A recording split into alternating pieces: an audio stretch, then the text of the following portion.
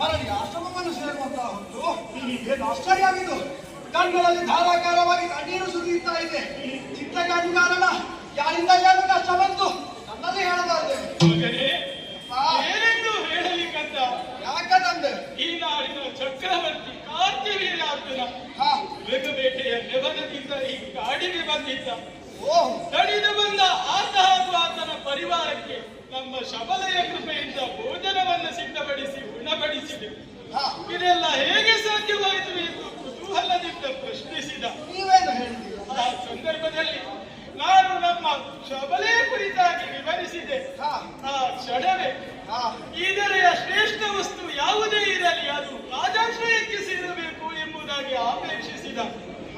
ನಾನು ನಿರಾಕರಿಸಿದೆ. ಮಗನೇ ಉಂಡ ಅನ್ನದ ಋಣವು ಇಲ್ಲದೆ ನನ್ನ ಮಾತನ್ನು ಧಿಕ್ಕರಿಸಿ ಬಲವಂತವಾಗಿ ದೇನುವನ್ನು ಎಳೆದು